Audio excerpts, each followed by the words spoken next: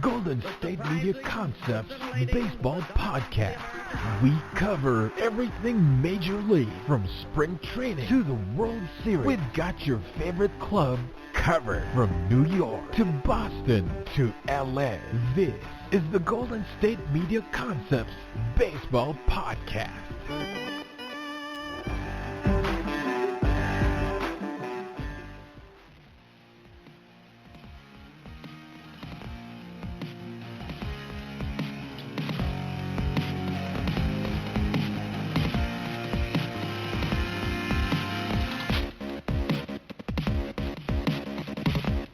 Hello, everyone, and welcome back to the GSMC Baseball Podcast, brought to you by the GSMC Podcast Network. I'm your host, Jack Ridenour, and I've got a great show planned out for everyone today. There's been some crazy news that went down in the MLB this week that I'll get into in just a bit, but I hope everybody has been doing well and staying healthy. It's crazy to think that slowly but surely, spring training will be starting fairly soon, at least we hope. But who knows with COVID if that will be on time or not. But if we, or if so, then we soon enough will have some more, even more baseball, I should say, to discuss, as the season is just around the corner. But getting into today, I want to touch on a lot of different things that have been going on and just some other speculations I have. So I'll first dive right into some news going around the MLB. And let me tell you what, there has been a ton of news going around with the recent Lindor trade that I'll get into momentarily. But afterwards, I'll get into the potential collapsing of the NL Central this season due to the pandemic losses and what the impact of the financial losses for those teams could be this year.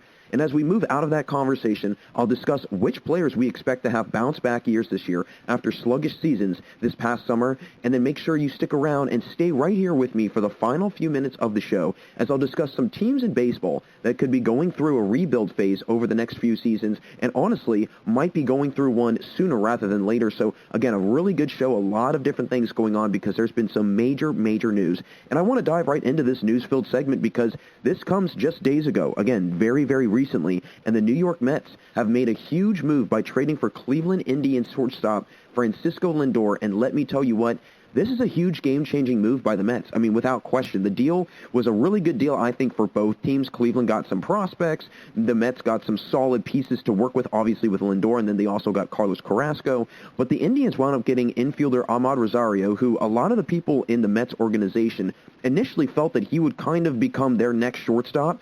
Hasn't really panned out great so far, but again, he's got a lot of potential. He is still young. He's under the age of 26, 27, so he still has a lot of time to develop. They also went out and got a pitcher, Josh Wolf, and then an outfielder, Isaiah Green. So I think that, and also another infielder, Andres Jimenez. So they got some good infield pieces, some outfield pieces, some pitching, and they're already set with the pitching, right? I mean, Cleveland this past year had one of the best pitching rotations in all of baseball. And I think now that they go out and get some more prospects, they clearly need to address the hitting in the outfield because that was atrocious this year, especially OPS-wise. So they go out and address that, go and get some prospects. It's a wise move. It's a very wise move, and they had already articulated that they didn't want to have Lindor this year. They said that they didn't want to have to pay him the $21 million that he was owed, and then, hey, who better to have that contract than the New York Mets, a team that can clearly pay him in that amount of money and more, probably. And it was very wise, honestly, I think, for the Mets to go out and get James McCann as opposed to getting JT Realmuto, because Realmuto would have eaten up way too much of their payroll, and as a result, they probably would not have been able to go get Lindor. They go and get James McCann. I mean, he was an all-star not that long ago. He has shown that he's a very good catcher himself. Again, he's not a JT Realmuto, and I'm not going to give him that title, but he is somebody that is going to definitely be productive and definitely do damage in the lineup, and also just a solid backstop catcher. Obviously they've got Wilson Ramos right now, but he's aging. He's on the back end of his career, so it was wise that they went out and got McCann. Not to mention, he's on a 4-year, $40 million deal, so they paid a fraction of what they would have had to pay for JT Realmuto because he still wants a $200 million+ contract, and I don't think the Mets would have wanted to pay all of that money towards just one player, and they probably would have been, I would say, a little pigeonholed for any other prospects and any other free agents, in all honesty, paying that amount of money. So it was smart for them to go get McCann. Then they go out and get Lindor. He's owed, again, $21 million. He'll be a free agent next year. So that is my one concern. That is the one thing that I do wonder about the 4-time All-Star and the 2-time Gold Glove winner is, will Lindor stick around in New York? Is he going to be a guy that is there for 1 year? They see what they can do. They try to go all in for 1 year, and this is their one season to do it, and it doesn't pan out, and he winds up walking and leaving in free agency. I don't think it would be a terrible, catastrophic loss, but I definitely think that if they can try and keep him around for the long term, I think it'll bode very well for not only Lindor, playing in a larger market, will probably get a little bit more attention towards him, but then also the Mets will have a steady, solid, very talented shortstop. I mean, he literally leads all shortstops in home runs, extra base hits, and total bases by shortstops since 2015. So over the last 5-6 years, he's been one of the best power-hitting shortstops, not to mention he's got a great glove. So I think that this is a player that is definitely going to pay off for them very, very well. My next question will be, what is their next move, right? They still have, I think, a lot of payroll that they can work around with, and they still have some players that they could potentially go out and get. And I wonder if this is kind of what they were planning to do, to go out and get a really, really big free agent. They still have talked about maybe getting Trevor Bauer. They've still talked about getting George Springer potentially. They've still talked about getting DJ LeMahieu. DJ LeMahieu's name has really surfaced in the last couple weeks, I would say, because, again, Robinson Cano is out for this year. So they have no second baseman. They already have a great shortstop now at Lindor. I mean, talk about an incredible middle infield if you had Lindor and LeMahieu turning two all the time. That would be a sensational middle infield, not to mention a great lineup batting-wise. And I also think that, going off of where we were going with Lindor, now over to Carlos Carrasco, because I think he's one that is forgotten about in this deal because Lindor is such a huge name. But Carrasco, he's coming off a great year. I think he was the steal in this deal, in all honesty. He had a great, great season, comeback player of the year, actually. And in 12 games, he had a 2.91 ERA, 82 Ks in 68 innings, only 27 walks. He finished fourth in the Cy Young voting in 2017. So clearly somebody that I think will have an impact on that rotation. And depending on what they do with their rotation, who knows, they could put him in the bullpen. If they go out and get another starter, somebody like Trevor Bauer, or somebody that is, at least a solid starter to complement Syndergaard if he's back in full health this year, and DeGrom, I think this is going to be, and not to mention they still have Marcus Stroman. He signed back for another year. So now you've got DeGrom, Syndergaard, Carrasco, and now you also have, that's a really hefty, and Stroman. You've got four solid pitchers. Two of them are Cy Young candidates. One of them's a Cy Young winner. Carrasco has been in the voting before, and he's clearly a dominant pitcher, and at least he's shown that he can be. And Stroman has been an all-star. Syndergaard's been an all-star. So they would have a very, very good pitching rotation. And I think that Jared Porter has clearly taken a thing or two from Theo Epstein's playbook, being this aggressive. I mean, he's really gone out this offseason and tried to fill a lot of the holes that they have. And not to mention, I think they knew that they had a lot of wiggle room to work with. They've got a lot of young talent that's going to be really good. I mean, Dominic Smith had a breakout season this past year. Pete Alonso is, I think, the centerfold of this entire team, and I think they're trying to surround talent around him to try and take some of the pressure off of him, try and take some of the attention off of him. But then you've got Michael Conforto. You've got Jeff McNeil, who I know that, earlier on in the offseason, I had talked about possibly Lindor going to the Mets and maybe them shipping off McNeil in exchange. But instead, the Mets just gave up some prospects, and I think it was a deal that worked out for both of them. I mean, the Indians, they got two top-tier prospects, Rosario and Jimenez. I think that they could both be very, very good. And then their pitching has the pitching prospects they got were, I believe, the 9th and 10th ranked overall prospects, or overall pitching prospects in the Mets organization. So I think that they got some pretty solid trade pieces. I think they got some pieces to build with. Not to mention, this is a team that's got a really good farm system, so they'll be able to develop this talent. I'm just really excited to see how Lindor plays in a Mets uniform, how he really kind of, I would say, comes into his own as a player. I mean, he's already done that, but I would like to see, you see these players that are on a team initially, and they have a good season or a good career, and then they go to another team, and that's when they really hit their peak and hit their prime. And I think that Lindor might be right on the cusp of that happening. So great move by both teams. I loved it. I mean, it really shook up the entire MLB world. And honestly, it's once again another huge trade. We've seen some big trades this offseason. Yu Darvish and Blake Snell going to the Padres, Josh Bell going to the Nationals, and now we've got Lindor going to the Mets. So who knows what will happen next? I think that we can all agree that no matter what, this is not the end of this crazy offseason. I mean, we still have a lot of free agents to figure out where they're going to land. And I think that this was a slow but steady move by the Mets to try and go get another potential big name in this free agency market. I really do believe that. So getting out of that, though, because there's some other news going around in the baseball world, and it really comes from the St. Louis Cardinals, because there are rumors that the Cardinals may keep one of their veteran stars while letting go of another, as Yadier Molina has been rumored to be nearing a return to St. Louis since he is a free agent now, but Adam Wainwright might not make his return to the Cardinals. And in all honesty, I'm not shocked by that. I mean, Molina has been a Cardinal his entire time. I mean, same with Wainwright, but Molina has been a Cardinal his entire career. And it would just be really weird, I think, to see him in any other team uniform. And he didn't really have that bad of a year. I mean, he batted .262 for somebody that is getting up towards his 40s. I mean, he's 37, 38. And for being that old as a catcher, that's very unusual. You don't usually see catchers last that long, I would say, personally, just because of the wear and tear that the position takes on your body and the toll that you take playing that position each and every single day and having to be in a crouched position for 9 innings, game after game after game. It takes a toll on your body, and I think that it speaks volume to who Molina is as a player, being able to still, be playing today. He had 16 RBIs. I mean, his OPS has clearly dropped just about every other year from 2016. So he's obviously on a decline. I don't want to say that he's completely over with and done in his career, but he's definitely on the back burner, and he's definitely not in the prime and the peak that he was in 5, 6, 7 years ago. He's definitely, again, he's aging. He's getting older. And Wainwright is also getting up there in age, too. I mean, he's 38, and he's still pretty steady. He had his lowest ERA this past year since 2015. He hurled a 3.15 ERA. He led the league in complete games this past year as well. So, in all honesty, maybe you get another good year out of him, but I would let him go, and I would just let him walk, in all honesty, because why try and keep an aging pitcher around? You can work at least with an aging hitter. If the universal DH goes universal, maybe you go and try and trade for a catcher, put Molina eventually as a DH, and he could extend his career by maybe 2 or 3 years. I don't know if that'll happen, but Wainwright, on the other hand, I think that if you do keep him, you'll get, again, 1 or 2 years out of him, and then that'll be it. I mean, he's getting older. Clearly has lost a little bit of touch off of his fastball, and I think just overall pitching, really. I mean, his velocity is still not where it was 5, 6, 7 years ago when this Cardinals team was really, really good. And I think this is kind of, again, and we'll get into it in my rebuilding phase kind of segment here in a little while, but this is a team that is going to start seeing a rebuild phase, I think, sooner rather than later. I'm not really worried about it, though, because it's a great organization.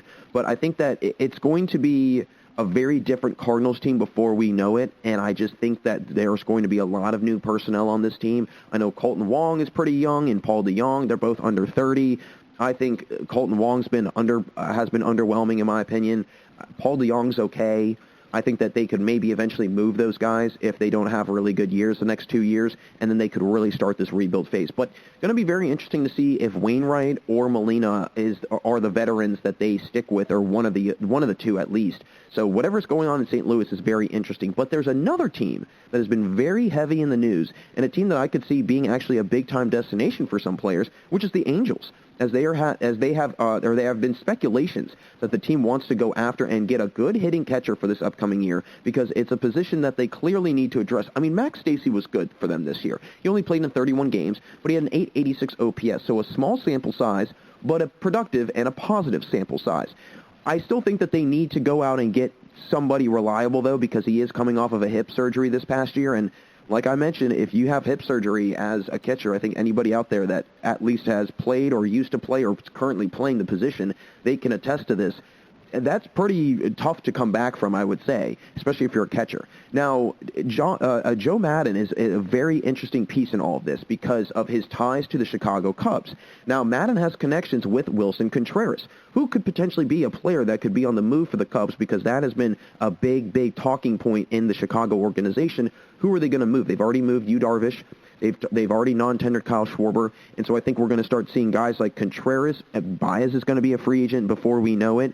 We're going to start seeing guys like Chris Bryant, maybe even Anthony Rizzo. He's going to be a free agent before we know it. Another team that we could see going through a little rebuild phase, and the Angels might be able to capitalize on this. Joe Maddon, again, has a familiarity with him. They went to and won a World Series together. So a player and a manager that I think have an already established relationship, which would mean they would be able to figure out a deal much easier than they would be if it was somebody that Contreras had never played with or played for. So I think Maddon's connection to Contreras is very interesting, and his name has been tied to the Angels recently. So I think that's going to be a big key in all this. But also, the Angels have also been tied to Joe Musgrove's name, which would be another great move for them. I think that Joe Musgrove is going to go through, if he does wind up getting traded, because I know the Pirates have talked about that.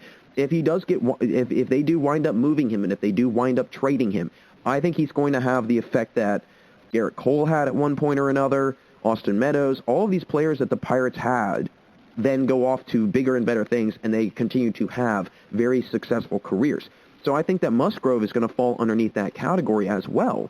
And we could see kind of a blossoming and a blooming of Joe Musgrove as a player if he winds up on another team. It's just going to depend on what team that is. But the Angels is a great team, I think, for them to develop. Not to mention, they really struggle in pitching. I mean, Max Bundy was the only piece that they really had in that rotation that was anything substantial. They were in the way bottom half of the MLB in pitching last year, so they clearly need to address that position, for the most part, I would say. But Contreras, here's the thing with him. Going back to Wilson, he didn't have a great year this past year, but really nobody on the Cubs did. I will say, though, he's got the second highest OPS by catchers since his debut in 2016 at 814. So he will provide a heavy bat in the lineup no matter what. You're going to get production from the plate out of Contreras one way or another. And I think that this Angels team, they weren't that bad of a hitting team. I think they were just a player or two away from being a top 10 hitting team. I mean, they ranked 13th in average, 12th in OPS. So that might be kind of the tipping point that they need to try and make that run and try and make that overall push that they can make. And not to mention, the Angels have been tied to maybe getting Trevor Bauer. So you go out, maybe you get Musgrove, trade for him, maybe you sign Bauer, and then you trade for Wilson Contreras. Now you've got a totally different team. Now all of a sudden you've got Jose Iglesias over at short. You've got Anthony Rendon at third. You've got Contreras behind the plate. Trevor Bauer is now a pitcher. Joe Musgrove is part of the rotation. Max Bundy is part of the rotation. And then you've got Mike Trout. You've got Shohei Ohtani. You've got a lot of pieces. And all of a sudden this Angels team is 10 times better than it was this past season. I will say Contreras, he did bat a low 243. He had a 763 OPS. But 2 years prior, he was an all-star in each of those 2 seasons. So he's got the capability of being a really good player. And 3 of the 5 years he's played, he's had over an 800 OPS for the year. So again, overall, a good hitting catcher, a solid power bat in the lineup. And Joe Maddon's never going to turn that down. And so I think that, and not to mention, I think it could fit the Cubs' needs. They're possibly going through a rebuild. They're going to want to address a couple guys that are going to be free agents. They're going to probably try and ship off a couple guys before we know it so they don't have to pay any more money towards them. They can try and save some money since this is a big financial loss season, if you will, with the pandemic and whatnot. And I'm going to get into it momentarily in my second segment, but this whole NL Central division is going to look really wacky because of all of the financial hits that they're going to take. And the Cubs, they might not take as big of a hit, but I think now that they know what to deal with and what they're dealing with, they might go out and try and trade pieces before they have to run into any sort of financial issues, and then guys start not performing. I think that they're a little afraid that this past year, as an overall theme, not many guys on the team performed well. Anthony Rizzo did not hit well. Javi Baez did not hit well. Chris Bryant did not hit well. Jason Hayward was the only one that hit, substantially okay. And he's not been that great of a hitter for the most of his career after his rookie year. That was really his best hitting year. So I think that they've got some things to address. A lot of teams in the NL Central do, but I would love to see Contreras on the move to another team, because I do think that this is going to be the dismantling of the Cubs and maybe the building of a team like the Angels or whomever he might land on. Well, that'll do it for us in this first segment, but don't go anywhere, folks, because when I get back from the commercial break, I'll get into the potential fall apart or crumbling of the NL Central this year because of the countless financial losses this past year and what it could mean for the division as a whole. Folks, stay right there. We'll be right back here on the GSMC Baseball Podcast. This is your ultimate stop for everything sports. The Golden State Media Concepts Sports Podcast. Should I say more? From the NFL, MLB, the NBA, to MMA, it's all in here. The Golden State Media Concepts Sports Podcast. Listen now.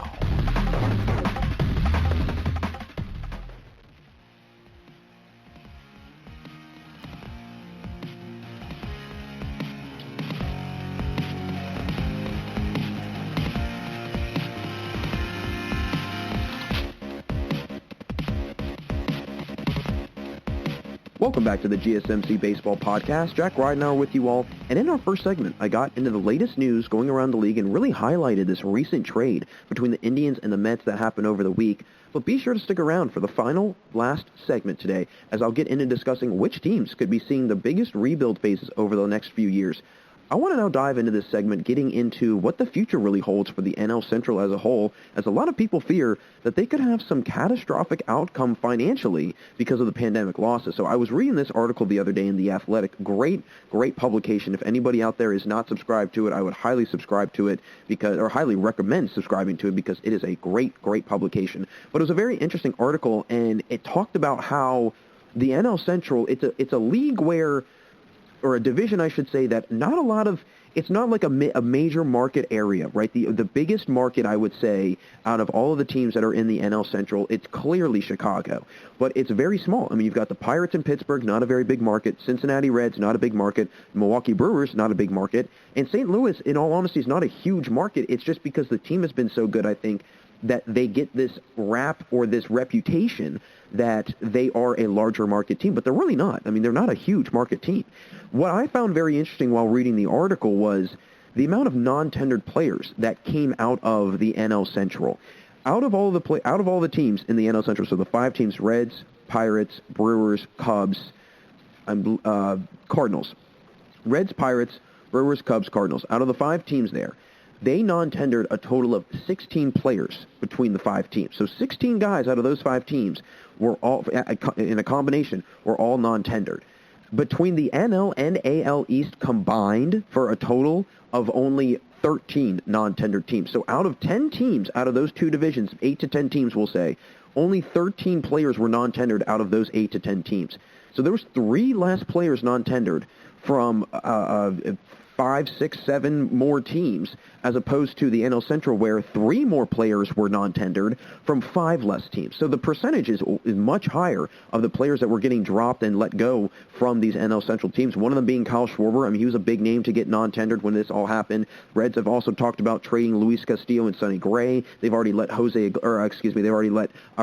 Iglesias go. The Brewers didn't bring back Jed Jerko. They got rid of him and bought him out of his contract for $1 million. The Pirates haven't really done much. I mean, they are clearly looking to ship off a lot of guys. They got rid of Josh Bell. The Cardinals, same thing, wavering on what they're going to do with Adam Wainwright and Yadier Molina. A lot of teams are dropping a lot of players that I think we're all very familiar with. And so I think that, again, this is a league. The reason why this league is going to struggle or people believe that the division is going to not do so well is because, A, 4 of the 9 smallest metro areas in the MLB are in the NL Central, and I could probably tell you all 4 of those is probably St. Louis, Cincinnati, Pittsburgh, and Milwaukee. I would not think that Chicago is one of those. They're actually the only metropolitan area out of that division to have at least 3 million or more people in the area. Every other team in that division, in that metropolitan area, do not have nearly as many people. And these teams, they really, really rely heavily on stadium attendance, right? A lot of these teams, they rely on people coming to the games. They rely on gates, opening and people coming and spending their money there at the stadium. And when that's not happening, it's really difficult to compete with these huge East and West Coast media markets that have, LA's got all of these different broadcasting channels in New York, and then there's DC, and you've got San Diego, all of these huge market areas that the Midwest just can't deal with. They cannot keep up with. Same thing with the AL Central. I think there was they don't really talk about it in the article, but there were some hints that the AL Central might also start seeing some financial losses. I want to get into a couple teams in the NL Central that are starting to take some setbacks and seeing, what they're going to do, what they've been doing, and kind of dissect it a little bit. And for the Brewers, I want to start off with my team because I'm very worried about this team. In all honesty, I mean, as a fan, I think that this could be a really down year, but a lot of people think this team could win the division. But I think that it's just going to depend on how guys perform this year. They're returning some great pitchers, right? You've got Corbin Burns, who really shot up out of nowhere as a top-tier. I mean, I would say he's replaced Brandon Woodruff as the ace for this team, at least after this past season. Brandon Woodruff is coming back also, but then in the bullpen, you've got 2 of the most feared pitchers, I would think, in Devin Williams, who's reigning Rookie of the Year, and Josh Hader, who's been one of the best closers in baseball. So oddly enough, the Brewers have a lot of talent. They've got a lot of guys that are still on contract that they're not paying a whole bunch of money to, except for Christian Yelich. And so as a result, it's kind of ironic that they would be one that is going to take a huge financial loss. But I think it shows in this offseason and what they've done. They've been very quiet. They haven't done a whole lot. They've gotten also rid of Eric Sogard. They got rid of a lot of different players to try and free up some cap room, I think, or at least try and alleviate the pressure that they're having to deal with right now financially.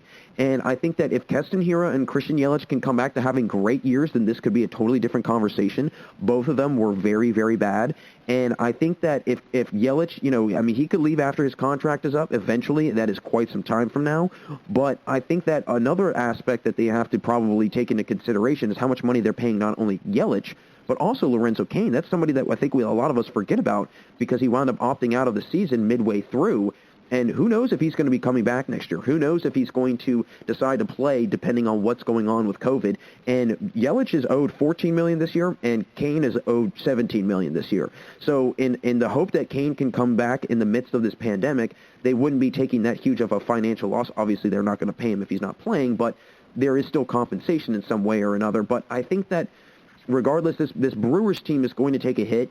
I've even at times have gone online just to look up in the past how much Brewers tickets are, and they're very cheap. It's very cheap to go to the game because they probably know, very similar to Pittsburgh's market, it's a market where they're not going to pay a bunch of money to go to a game, and they want a good, solid pro baseball and watch good, solid entertainment. They're not going to pay a whole bunch. So I think this is a team that's really going to take a huge hit if fans are not allowed or even at a fraction of the capacity. And I think that getting rid of Jerko, getting rid of Sogard was kind of one of the early signs that this was a team that was going to, I don't want to say go through a rebuilding phase because I don't think they're going through that. I think that they're going through a couple financial setbacks or financial kind of holds, if you will, on what they can and cannot do and what they're trying to do, what they're trying not to do. So the Brewers are a team that I am semi-worried about, but I think that they could win if guys play well, and a lot of other people think that they could win it also. Just is going to depend on a couple guys if they play well. But the next team, the Cardinals, I mean, they've already gotten word from their owner to cut payroll from $162 million from last year,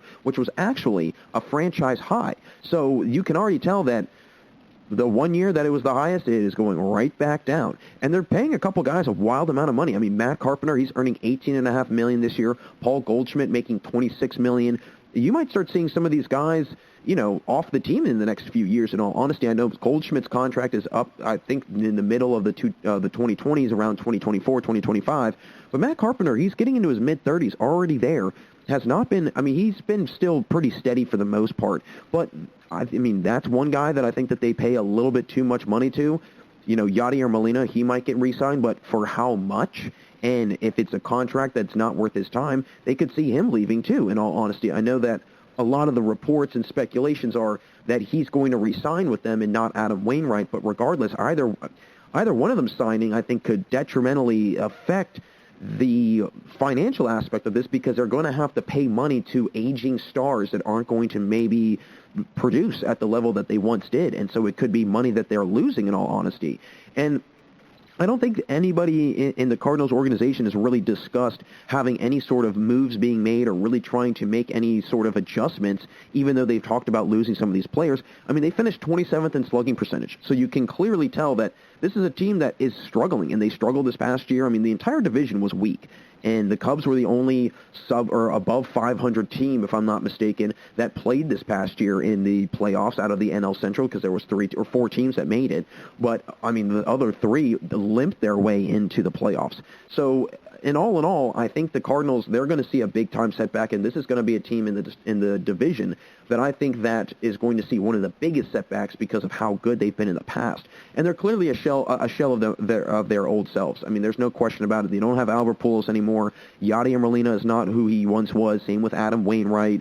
They don't have the players that they had back then. So as a result, I think this is going to be a season where they're going to try and move through it and get through it, but hey, they could pleasantly surprise people. The Cardinals are a team where they're able to figure things out. They're a winning ball club. They have a winning environment. They have a winning culture, and they've proved it time and time again. They've got some of the most World Series wins out of all MLB teams. So it's clearly a storied franchise, and people clearly want to come and play for the Cardinals. But financially speaking, how is that going to kick in and affect things? So those are the first 2 teams. But I want to get into now the Cubs, the Pirates, and then I'll wrap up with the Reds. The Cubs, I think we all kind of saw this coming, right? They non-tendered Albert Amora Jr. They got rid of Kyle Schwarber. They traded Darvish. Bryant's name's been in the center of potential trades. Contreras' name has now entered the potential trade conversation. Anthony Rizzo's not looking great as of this past season, I would say. Craig Kimbrell will be a free agent in 2021, 2022, somewhere around there. They've had a couple disappointing years after the World Series. They have not lived up to the level that they were at in 2015 and 2016 when they were getting all of these guys coming in all at once. I mean, it was really kind of a wild, it was a massive just migration to Chicago, if you will, of all these players, and now I think we're going to start seeing a massive exodus of them. And Javi Baez is another guy. He's going to be part of that huge shortstop class that's going to be free agents in 2021, and he may or may not come back. He didn't have a great year this past season, and I think that this year is going to be a big telling year. If he can perform well, then he's going to get a huge contract from somebody else. But if not, maybe the Cubs benefit from that in some weird way, and they can say, hey, listen, if nobody's out on the market for you, you can just stay here. We'll still pay you, good money, and you'd still have a spot, whatever they might say to him. But I think that this is going to be a big kind of, I don't want to tryout year, if you will, I guess, for Javi Baez in front of a lot of other teams that might be looking for a shortstop. So I'm not as concerned with the Cubs because, again, they're another team that is very storied and winning, and they've been able to figure it out. Theo Epstein not being there is obviously going to have some sort of effect on this. They're probably going to have to go back to square one. But at the end of the day, I think that they knew that this was coming, and they're making all the needed changes. I mean, they've really started to unload guys. And I wouldn't be shocked if Chris Bryant's the next one that's traded. To where? I don't know. Maybe the Red Sox. Maybe, I don't even know. I couldn't even think of anybody off the top of my head right now. But I know for a fact that the Cubs, I think, saw this coming, and they're taking the appropriate measures. And I don't think it'll be it won't be long before they're back on top, in all honesty, them and the Cardinals. I think the Brewers can still be that middle team that can maybe make a strike here or there. They just need they need guys to perform. That is what the Brewers need. They've got good players. They just need players to perform. So those are the first three teams. But the last two, Pirates and the Reds, these are two teams that I do not have a whole lot of hope for. The Pirates, I mean, this is a team that is going to see significant salary cutbacks, and they've already gone through that before. It's no surprise that they have, because this team is one of the lowest payroll teams in all of baseball. They already got rid of Starling Marte. They already shipped off Josh Bell. So I think getting rid of, again, their next guy might be Musgrove and maybe even Adam Frazier. He's another guy in the Pirates organization that's been linked to possibly getting traded. And I think they're starting to really clean house. They want to keep Brian Reynolds and Cole Tucker around. That's what I would do, in all honesty. I would keep those two around for as long as I could. Try and keep them. I would even get rid of Jameis. I would just clear house. I really would. If I'm the Pirates, Ben Sherrington, he needs to go in, just start all over. And he even mentioned that when he first took assessment of this team and went and saw the farm system, kind of saw the roster, he said, we have a lot of stuff that we need to change. There's a lot of things that we need to fix and we need to correct, because if not, we're not going to be successful. We're not going to be successful at all. And, I mean, there's a lot. I think that this is a team that needs a lot. And this is a team that needs a winning season, too. I mean, they've endured 25 losing seasons since 1992. And I don't think things are going to get better with this financial hit that they're already the lowest payroll in baseball, and the pandemic has not helped anything out, in my opinion, for that. And I think that this is going to totally change things for the Pirates and how they might go about things. For the life of me, I don't understand why they don't take the measures, or at least put into play the process that a lot of these other low payroll baseball teams will do in trying to build winning teams. Look at the Athletics. Look at the Tampa Bay Rays. We've even seen it with the Kansas City Royals. Three teams that are probably one of the top 10 in lowest payrolls in baseball. And two of those three teams have been to the World Series in the last 7 years. And actually, one of them wound up winning a World Series. So these teams are clearly winning teams, and they are able to figure it out. And I just think that if there was some sort of maneuvering around in the farm system or whatever it might be, they need to do something and change it quickly, because people in Pittsburgh aren't happy with this team. And I don't blame them, because they haven't been good for years. They haven't been to the playoffs since 2015 or whatever it's been, and they've been a losing team ever since then. So I think that this is going to be a team that's going through a huge, just complete overhaul in their organization in terms of players and personnel. And I think that we're going to see a lot of new faces on the Pittsburgh Pirates this year, at least. If not this year, then definitely the following year. But the final team I want to touch on I don't want to say it's a counterpart to the Pittsburgh Pirates, but in a very, very, very similar market, just in a totally different state, and that's the Cincinnati Reds. I mean, this team, I think, is going to be really, really different this season, and it's kind of unfortunate that they've taken a massive turn in where they were going. I think this past, a year ago, they were signing Nick Castellanos, they were going out and getting Mike Moustakas, they had already traded for Trevor Bauer, and they had him. They had a lot of things going for them. And unfortunately, Moustakas did not play well at all this year. He was injury-ridden. He had a lot of issues from the plate. Castellanos came storming out of the gates, and then he really plateaued as the year went on. And now they've talked about shipping off Sonny Gray, Luis Castillo. They've gotten rid of Raisel Iglesias. They've talked about getting rid of Eugenio Suarez, maybe. They've talked about, Trevor Bauer's probably not going to re-sign there. And they didn't re-sign Brian Goodwin, who they picked up at the trade deadline to try and make that final push towards the playoffs, which they did. But again, like the Brewers, they just limped their way in. They barely got in the playoffs. So it was kind of like, is this really, really a playoff appearance? I mean, it is, but in the standard in which that we know it, I don't know. It was, again, a 60-game season. Things were very, very different this year. And being able to make the playoffs with a losing record, I know that the Brewers did it. I'd have to double-check and see if the Reds did it on a losing record. But regardless, going to the playoffs with a losing record is the most ironic thing in baseball, and really all of sports. And so I don't know if you can really kind of go all in with the Reds on their playoff appearance this past year, because it was kind of, I don't want to say a fluke, but it was kind of an outlier because of the pandemic. But I definitely think, they've actually non-tendered a total of 5 players, so they're really getting rid of guys.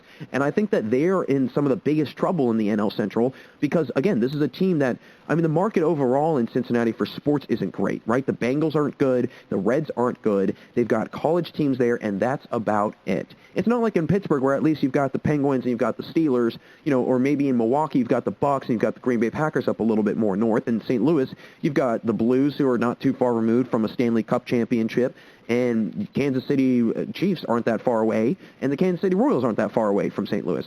So Cincinnati is in a very, very tough position because of the market that they're in, the city that they're in, and just the team that they have right now, and it's starting to kind of unravel, and it's really unfortunate because they seem to have everything sewn up shut last year, but things, again, are starting to kind of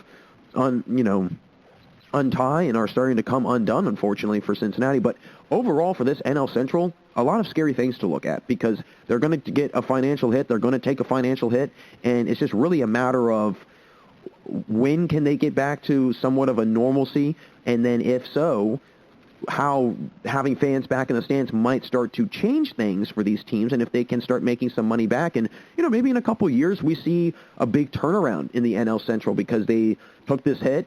They slowly but surely figured it out as time went on and tried to find new ways of building teams, and they maybe one of these teams builds a winning team, and then they start making some money back from gate sales and ticket sales.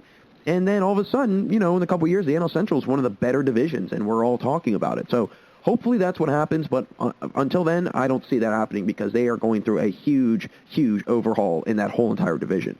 So that'll close things out here for us in our second segment here on the GSMC Baseball Podcast. Thanks again for tuning in.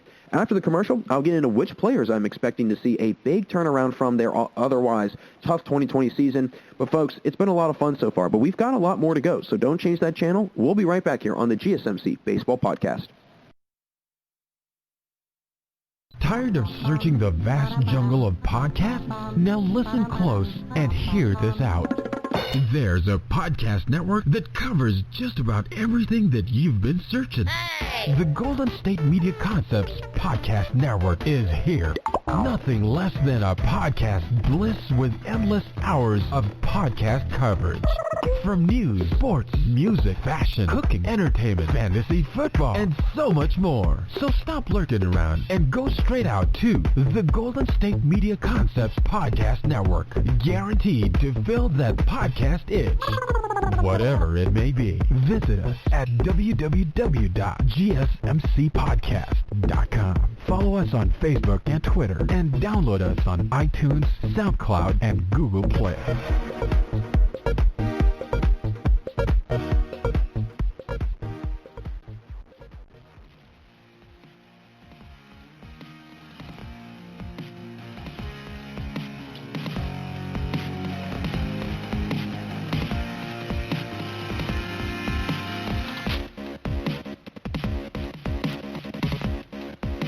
Welcome back to the GSMC Baseball Podcast. Great to have you all here still with me today. Jack Ridenauer again. And in the last segment, I got into the issues the NL Central is going to face potentially this year financially after the pandemic losses and what other teams, might do and have been doing so far to try and absorb these losses.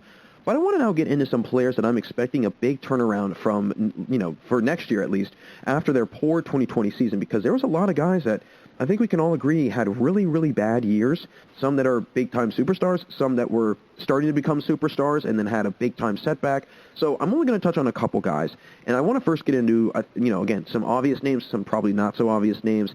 The first one being Cody Bellinger. I mean, he had a brutal 2020 season. After a really great MVP year in 2019, I mean, the guy's been a two-time All-Star. He's been a Rookie of the Year. He's won a Gold Glove, Silver Slug. He's been a World Series champion. He was actually the NLCS MVP this past year, even though he did not play great. He did not hit well at all. In the playoffs, he batted .212 overall from the plate. And that was really the theme for him this entire season. And I think that Cody Bellinger, I mean, he's in a great position in terms of who he plays for, what market he's in. So no matter what, he's going to get a lot of attention, and he's clearly been successful. He's just had a very up and down career, and it's a very sharp peak that he sees, and then a very sharp decline, and then a sharp peak, and then a sharp decline, kind of a very jagged up and down, if you will. I mean, if you look at from 2017 to 2020, the 4 years he's been in baseball, in 2017, his first year, his Rookie of the Year was an All-Star, he batted .267. 2018, he bats .260, and then 2019, another All-Star year, he bats .305. He has an OPS of over 1,000, and he hits 47 homers and 115 RBIs.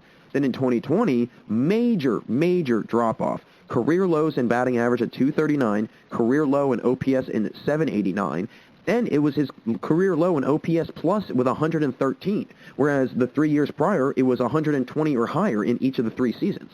So he's clearly seen a little bit of a setback. He's clearly seen a little bit of kind of derailing off the rails, if you will. But it seems like he's almost better in the odd years than he is in the even years. And although he hasn't hit, I mean, his average and his percentage numbers have gone up and down. In the 3 years still, I mean, he had at least 25 homers or more. I mean, his rookie year batted 39 homers and 97 RBIs. In 2019, he had 47 homers and 115 RBIs. And then in 2020, obviously, again, only played 56 games, but he had 12 homers and 30 RBIs. So his power numbers were still all right.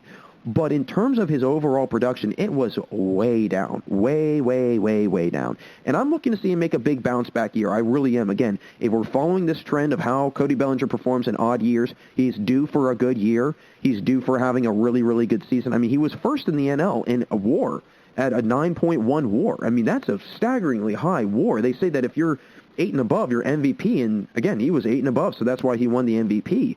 But I think that a lot of things have to change with Cody Bellinger for this year. He definitely needs to get back to the basics for sure. I mean, he's not far removed from being very successful in this league, and 2020 was clearly not a great season for him. I mean, the only thing that really kind of stands out to me is his stolen base percentage, right? I mean, he was 9th in the NL at over 85% in stealing base percentage. And he's very fast. He's a great fielder, and I think that's where he really kind of picks up the slack a little bit. He's got a great glove. He's made some miraculous plays in the outfield during the playoffs for the Dodgers. Really game-saving plays. I mean, a couple home run grabs that were kind of, I think, the difference maker or the tone setter for the rest of the game, if you will. And I think that overall, this wasn't a great hitting year for him. Fielding-wise, it was a little bit better. It wasn't great. I mean, he still had the most errors committed as a center fielder with just 1, though. I mean, again, it was only 1. So not a huge thing to look at if you're looking at these stats and kind of looking at how he did in the field. But, I mean, he was 4th in putouts as a center fielder with 103 this past year. And then as a right fielder in 2019, he was 2nd with assists as a right fielder, and he only had 10. So the guy's clearly got a glove, and he's got a great arm on him, too. He's got a great bat, but I'm definitely looking to see him have a big bounce-back year. Now, another guy I want to discuss who I think had one of the worst kind of 2019 to 2020 changes is Kirby Yates. He had a 2019 All-Star year. He led the MLB in saves at 41. He had 44 save opportunities, so an incredibly high save percentage. And then this past year, he completely imploded. He had an over 12 ERA. He only worked 4 1/3 innings, so did not get a whole lot of reps because they eventually took him out of the closer position, and they had to insert guys like Zach Davies and Trevor Rosenthal and other guys that had to come in and really be those shutdown guys because Kirby Yates was just not that guy for them. He really wasn't. And in all honesty, this would be a great piece for the Padres if he were to put it together because he's a really good pitcher. He's got the capabilities of being really, really good. I mean, before 2020, he had 3 straight seasons of under a 4 ERA. And in 2018, he had a 2.1 ERA. And then in 2019, a 1.19 ERA. And then in 2017, his total ERA was 3.97. So he goes from 3.97 to 2.1 to 1.1, and then all of a sudden to 12, which was astronomically high. It was clearly his career worst out of the 6-7 years that he's been playing in baseball. And I think that, again, if they can get somebody like that in the bullpen that's able to actually produce for them and actually help them win, then I think that this is an even better Padres team than they already are because now you've got some dominating pitching coming out of the bullpen. You're reassured that if somebody were to give up X amount of runs, but then you make a little bit of a comeback and you want somebody to hold that lead, Kirby Yates can be that guy for you. But this past year, he clearly wasn't. But I am looking towards kind of a better year for him overall in 2021. And then another guy I want to touch on is Christian Yelich. I mean, one of my favorite players, obviously on my favorite team, and he saw a ginormous setback. Another guy, 2-time All-Star, MVP, very similar, honestly, to Cody Bellinger, I've started to notice. They're 2 players that I think are very relatable in how they play, in how they hit. Obviously, I think Cody's a little bit better of a fielder, and I would maybe pick Christian over Cody in hitting-wise, but they complement each other very, very well.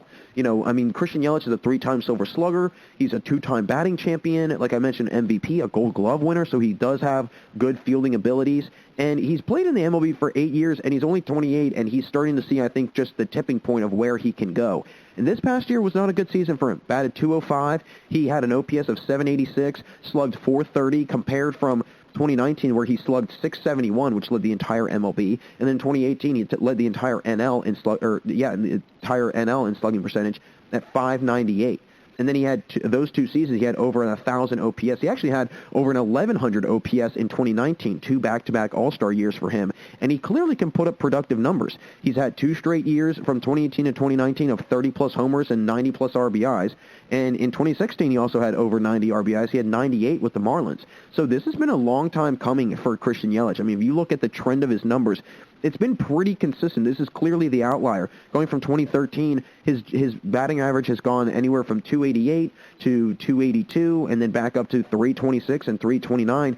It's really hovered between 280 and 330, and that's a really good batting average to have, especially for a guy that's a big power hitter. And I think that the biggest thing for him, it's been, at times, I think he swings for the fences too much. He does have a pretty high strikeout rate for the most part, but he also gets a lot of walks because he's a guy that can do a lot of damage. I'm looking to see him make a huge jump back after a terrible 2020. I mean, he had an atrocious 2020. If I'm not mistaken, through the first 6 or 7 games, I think he was hitless, if I'm not mistaken. So, a guy that saw a really big setback. I don't think that he's going to see that same type of trend, in all honesty. I think that it's going to be kind of a big difference for him this season. But, I mean, I'm hoping because the Brewers have him on a long contract. He's going to be getting paid a lot of money over the next couple years. And if he can't perform, it's just wasted money for them. So, hopefully Christian Yelich can get back to that MVP form, and hopefully it's not kind of this 2-year spurt that he's got, and then that's about it, and he just fizzles out from there. But he's not the only NL Central player that I was disappointed in. Mike Moustakas, that's another guy that I was not very pleased with in how he performed, especially with all the hype that came in with the Reds when they got Castellanos and they got Moustakas. They signed them to identical deals, if I'm not mistaken. So they don't really... I think that they're really kind of scratching their head saying, why did we do this? I mean, I don't think you can really predict that, but at the same time, it's just really frustrating for a team. I think that you pay a guy a good amount of money. He's coming off of an all-star year in 2019. He had, 2 solid years in Milwaukee, was part of an NLCS team. He's won a World Series before. He's been to a couple championship series, actually, between the Royals and the Brewers. So he brings a winning mentality. He brings a winning kind of mindset. He's been a solid hitter, I would say. I mean, not great, obviously. I mean, 2015, career high, 284. And and then it starts to drop off a little bit, goes up and down, up and down. I mean, 2016 is 240, and then 2017 back to 272. 2019, his all-star year, I mean, he did not bat great, but he had 35 homers and 87 RBIs, and it was his second year in his career that he had over 35 RBIs or more, and then over, his third time that he's ever had 80 or more RBIs in a season. So he definitely had a really, really good year in his terms, and I mean, as a 10-year vet, he's shown that he's got the ability to be not only a versatile hitter, but also a versatile fielder. I mean, he's a solid right corner infield fielder left corner infield fielder at the third base, the hot corner. He's got a good glove. He's got a good arm. But again, the hitting, I think, is the one thing that kind of it questions a lot of things for me, and I just don't. I mean, I will say he did struggle with some injuries in 2020, so he did see a little bit of some setbacks here and there, but overall, I was just not pleased with how he played, and you can clearly tell that he's been a good player before and that he's been on a good trend, but just right now, he's just not doing what he should be doing, especially with the money he's getting paid. But again, another guy in the NL Central, it seems like there was a big theme in the NL Central. It's just kind of a down year, and I mean, I just literally talked about the NL Central and kind of the setbacks they might face this year, and it kind of starts to filter down and sprinkle down towards the players as well, as Javi Baez, another guy that I'm looking to see have a really big 2021 season. He needs to have a huge turnaround, especially with his free agency year coming up. I mean, this is going to be a huge tryout season for him for a lot of teams. And we know that not only Javi Baez, but Carlos Correa, Trevor Story, those are three big names, all that are going to be on the market. Francisco Lindor, those are going to be the four huge names just in the shortstop department in 2021.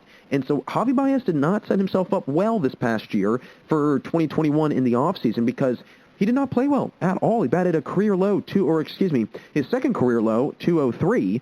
His first career low was being in his rookie year where he batted 169. But then you look at 2018 and 2019, absolutely insane seasons. 2018, 34 homers, 111 RBIs, batted 290, slugged 554. And then 2019, he had another insane year where he had 29 homers and 85 RBIs. A little bit of a drop-off, but not that big of a drop-off. And from 2017 to 2019, he had 20-plus homers and 70-plus RBIs in each of those three seasons.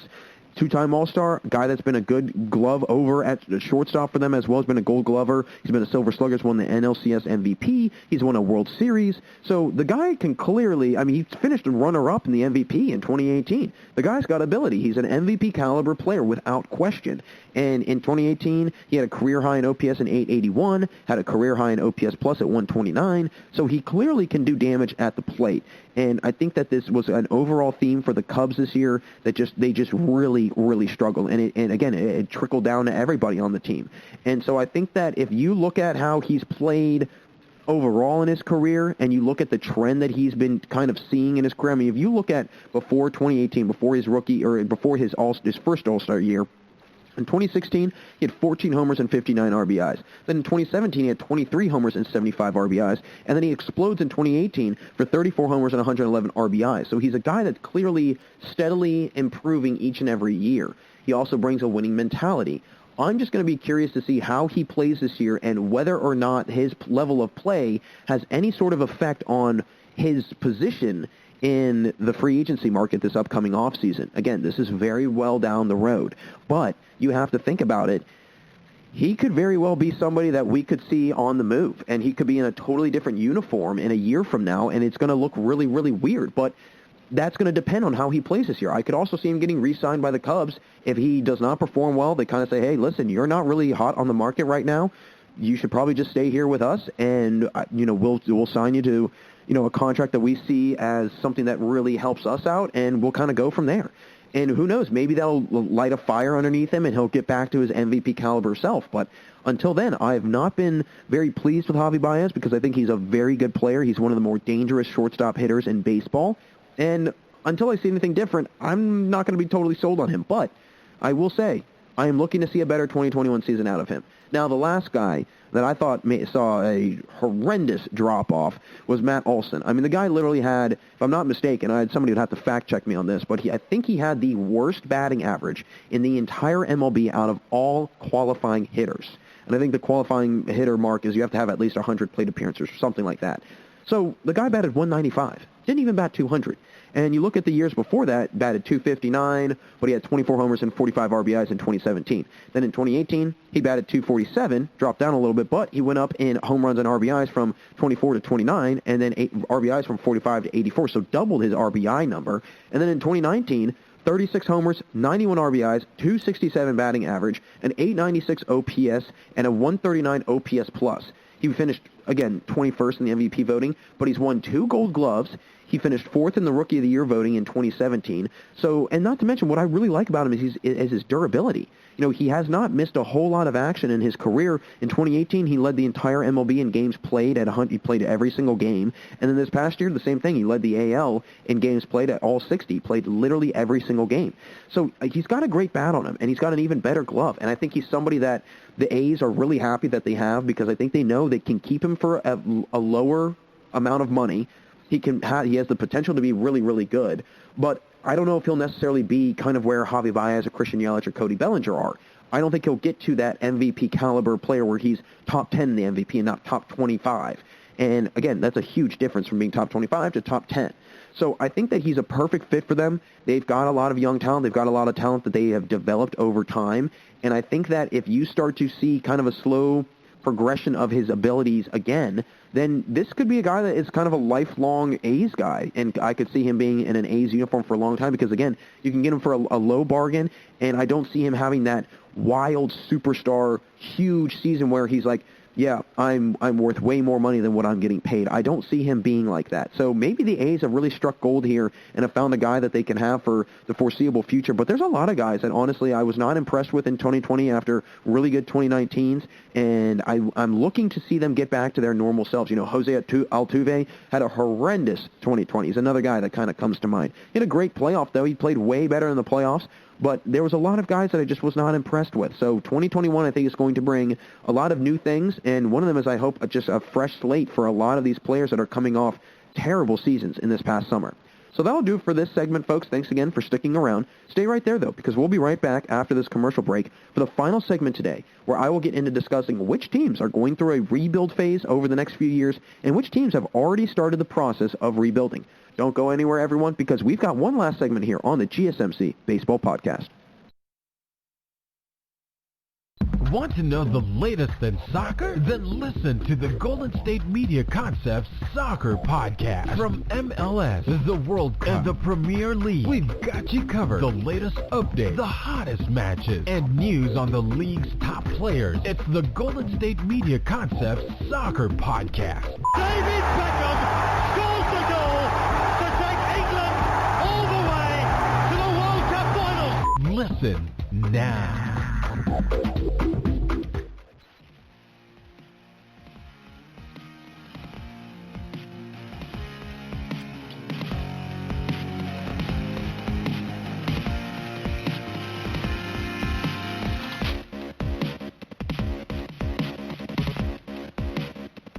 Hey everyone, and welcome back for the final segment here on the GSMC Baseball Podcast. Jack Ridenauer still with you. And in the previous segment, I got into which players I'm looking to see make a big improvement next year, and which players could very well make that needed improvement.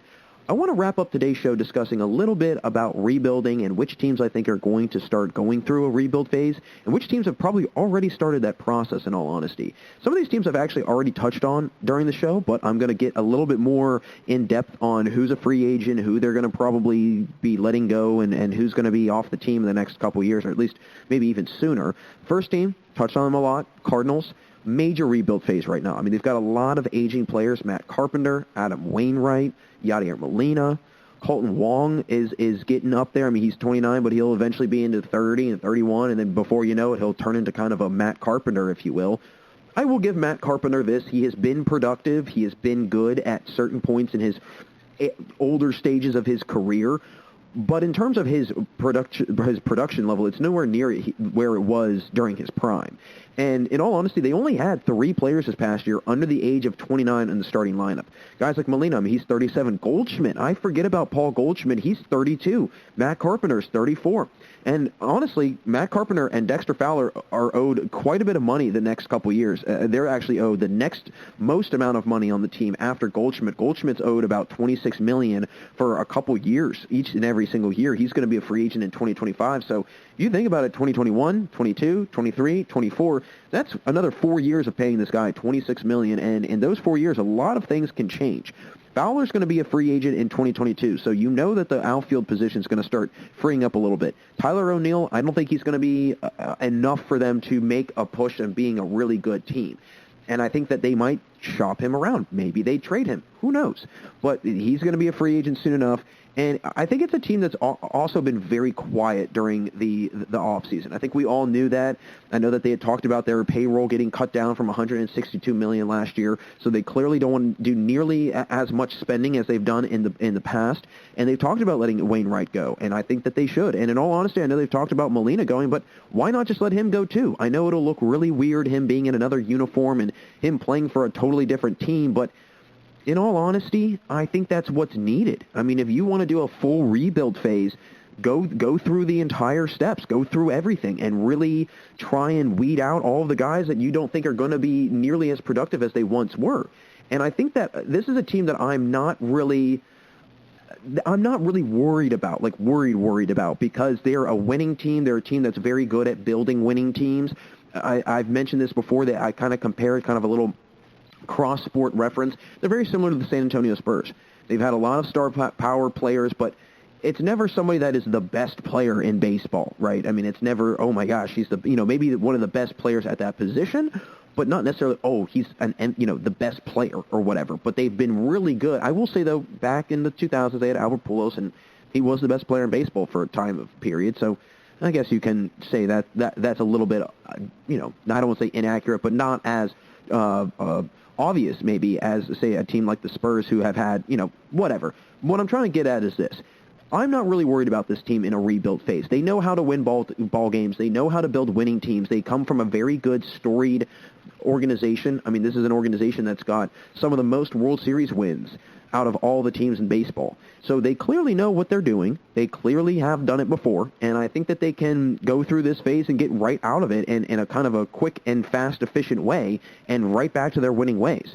And now the next team, another NL team, and I've mentioned them before in the show, the Cubs. I mean, they're definitely going through a rebuild phase. When you've got all of these different names that are on the trading block, I mean, you've got Wilson Contreras, whose name's been in the center of that. You've got Chris Bryant, whose name's been in the center of that. You've already traded Yu Darvish. You've gotten Zach Davies, but Zach Davies is going to be a free agent in 2022.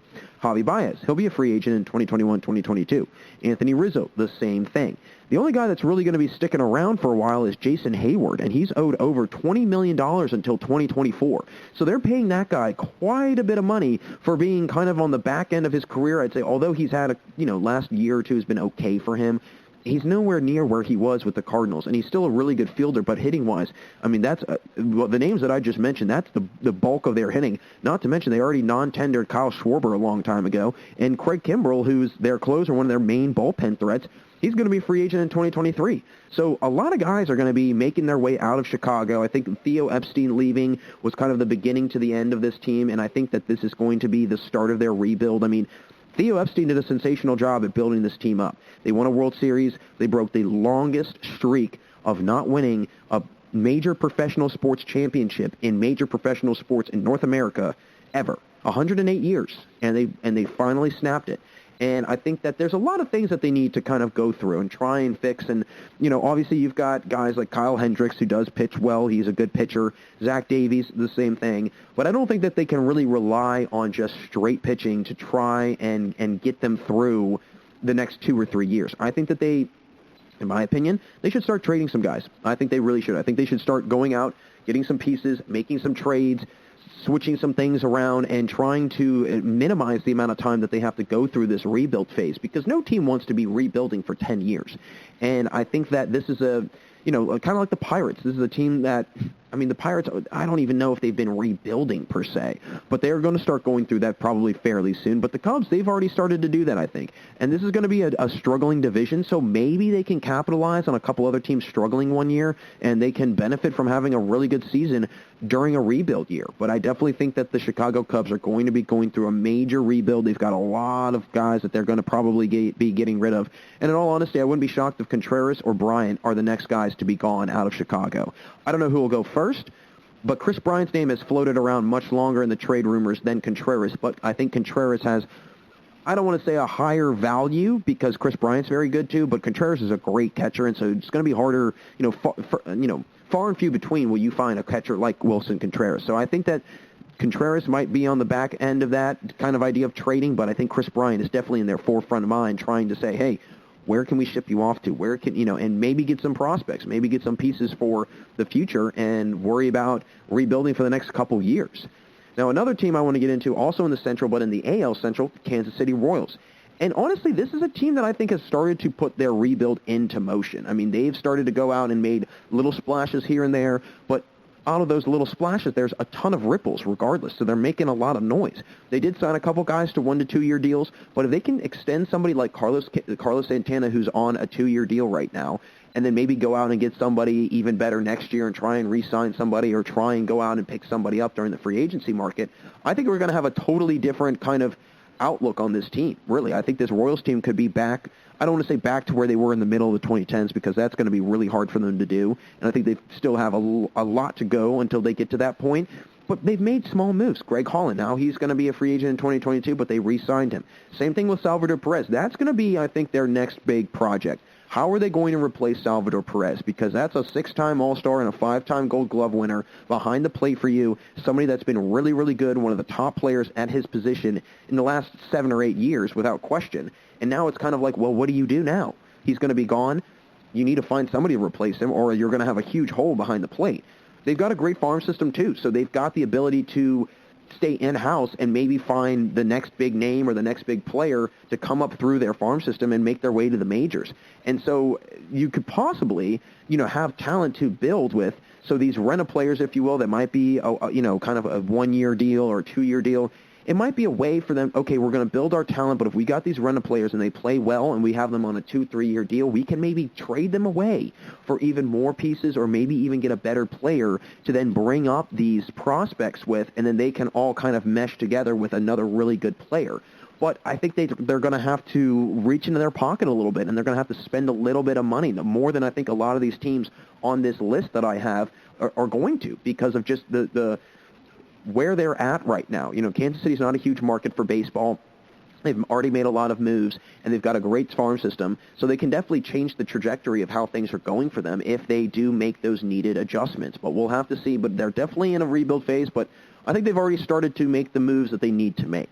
So the next team I want to talk about, the Detroit Tigers. This is another team that's got a lot of potential. It's another top 10 minor league farm system as well, and they're going to start bringing guys up. And kind of like how the Cardinals are, they've got an aging superstar Hall of Famer in Miguel Cabrera. I mean, it's a sign that this is the Tigers team of old are no more. I mean, they're long gone. And you get A.J. Hinch as your manager now. I mean, that might be one step of many to rebuilding. And he's someone that's experienced, though. He's brought experience. He's won at the championship level before. He's been somebody that has been able to bring out the best in players. And he's been somebody that rebuilt Houston. I mean, he put Houston onto the map and really the team that they were and have been.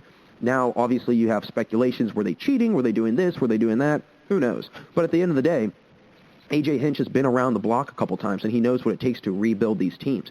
I want to see them maybe deal a player or two. I mean, only two. They only have actually 2 players that are signed technically to the team. But if they can sign 1 or 2 more guys, I would love them to maybe shop around Jacoby Jones, Jonathan Scoop, somebody that has potential that isn't, I would say, a glaring superstar, but that has potential and value for a lot of different teams that could maybe fix some holes in the outfield for them or fix some holes in the infield. Heimer Candelario is a guy that I would not get rid of at all. I would keep on to him for as long as I possibly can because I think Candelario is going to be the next big thing in Detroit. I really do. I mean, I really liked how he played this past year. He really impressed me. He put together some really, really good numbers, put together a really, really good season. And so I think ultimately this could be a team that we see make some big strides moving forward because they might also see kind of like the Royals what they have in their back pocket in this farm system. And I think a lot of these teams that have really good farm systems, you're going to find them reaching down into that pot and trying to pull stuff out from, and they're going to probably be happy with what they pull out because of just the ranking that they have in the farm system league. And not to mention a couple of these players like the Royals that are rental players, maybe you get a guy for a year or two, they have a really good year, maybe you re-sign them and trade them or whatever you might do.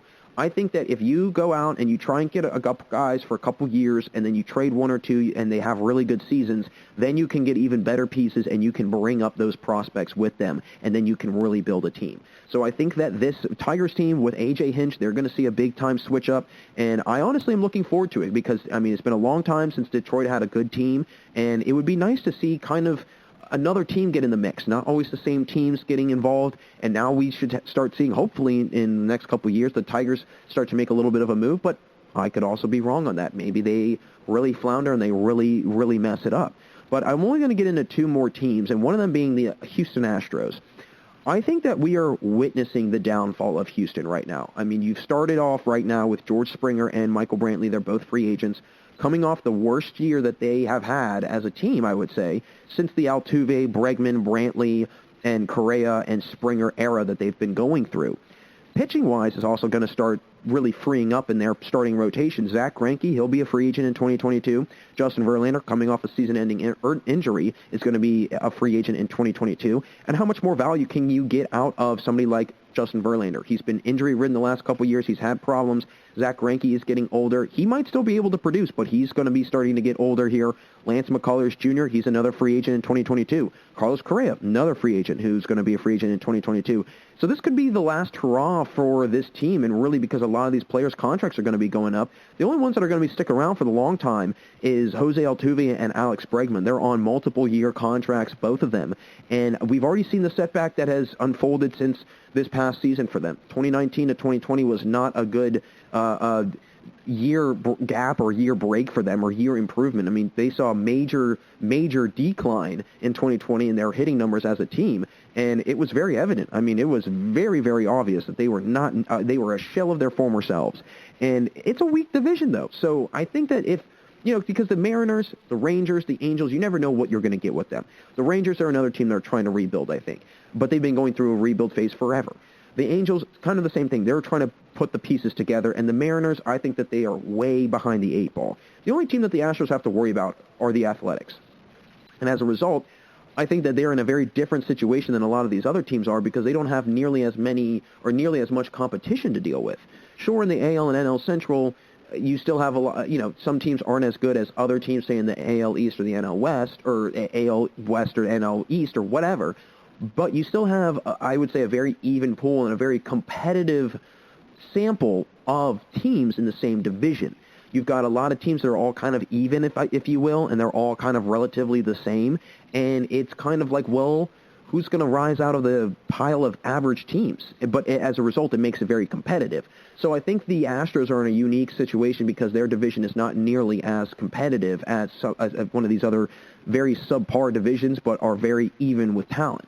So they could really capitalize on this. I think that they're starting to go through a rebuild phase, and I think that it's going to be a little bit of a longer process for them. I think that Altuve will start to age out. And hey, you've got Altuve and Bregman on longer contracts. Maybe you go out, try and re-sign a free agent or two, keep them around for another year or two, and then trade them. Start trading guys and start trying to really capitalize on their value before it goes up in flames and they don't perform nearly as well, and then you can't bargain with any team for anything.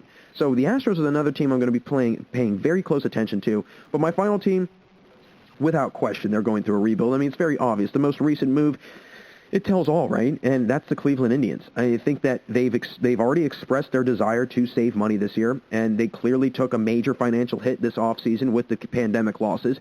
They've already gotten rid of Lindor. They've gotten rid of Carlos Carrasco. They've gotten rid of Carlos Santana. So, I mean, it's slowly but surely we're going to start seeing kind of a shedding of players off this team each and every single, I think, couple weeks.